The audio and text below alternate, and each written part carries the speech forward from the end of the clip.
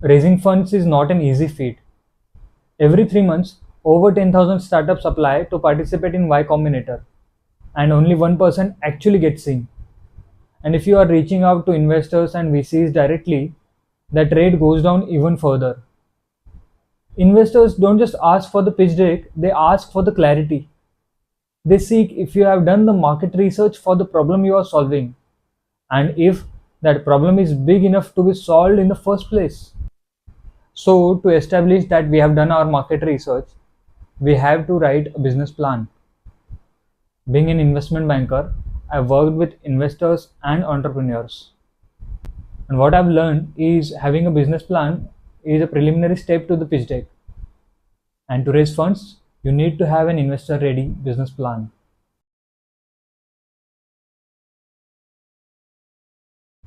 Every startup is trying to solve some or the other problem. And our business plan has to start with the problem statement. An investor ready business plan typically covers these sections. Before we get overwhelmed with these sections, let's divide these into two parts. First is what I call outside in sections. Problem statement, why now, market size, and the competitor landscape. These are the sections of the business plan which are research heavy, and it gives outside perspective to the investors, outside perspective of the industry in which our startup operates. Remaining sections are startup specific. It explains how the startup plans to solve the problem and make money from it. So the founders need to think how their offering aligns with the broader market research.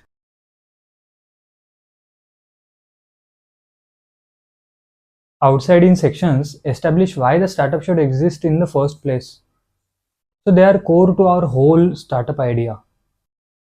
These sections tells the investors that we are going after a big enough problem, and if our solution is accepted by the market, we would end up earning millions, if not billions, in the revenue. These sections need to be research heavy. For instance, why now section explains why this problem was not solved earlier. For this, we have to know the clear tailwinds which makes it easier to solve this problem now than in the past.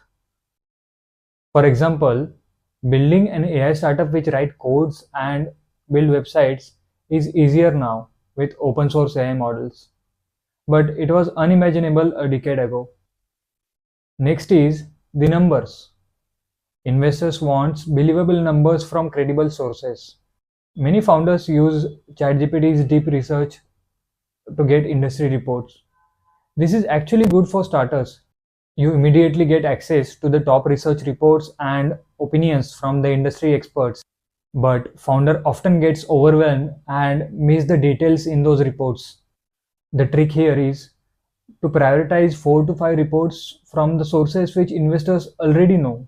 Adding McKinsey or BCG to your business plan as a source provides much more credibility to your startup than citing some random research article which you have found on the internet with less backlinks. So to summarize, your outside in section should have numbers which defines the industry, and those numbers should convey two things. First is that the problem is big enough, and secondly, that there is a large audience who is willing to pay for the solution. As we have established that the problem is big enough, we have to show how our solution perfectly fits with the problem. While drafting these startup specific sections, founders' clarity of the solution becomes of utmost importance.